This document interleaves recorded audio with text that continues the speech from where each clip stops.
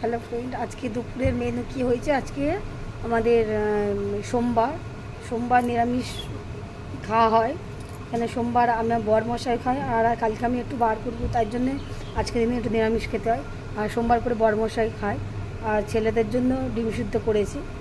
আর চলো নিরামিষ কী রান্না করেছি তোমাদেরকে দেখানো যায়, চলো ভিডিওটা দেখতে থাকো। এখানে আছে ভাত, এটা ভাত, আর এখানে আছে ডাল, আম ডাল। এটা এই যে আম ডাল, এই যে আমের আটি দেখে বুঝতে পারছো এটা আম ডাল, এটা আম ডাল।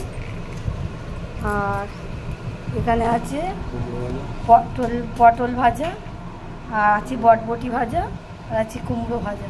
3 রকম ভাজা দেখতে পাচ্ছ। আর এদিকে আছে ডুমুর, আলু, পেঁপে দিয়ে একটা তরকারি। আর এদিকে আছে আলু মাখা শুকনো লঙ্কা দিয়ে লাল লাল করে। আর আছে এটা কাঁঠাল দানা ভাতে। এটা কাঁঠাল দানা খেতে আমাদের খুব ভীষণই ভালো লাগে। চচ্চড়ি ভাজা তোমরা অবশ্যই বাড়িতে সিদ্ধ করে লঙ্কা ভাজা দিয়ে মাখিয়ে খেয়ে দেখবে, অবশ্যই খুব ভালো লাগবে। আর আজকের আমি করেছি কাঁঠাল দানা, এটা ভাতে, আর এটা আলু মাখা লাল লাল। আজকে আমাদের এই রেসিপি।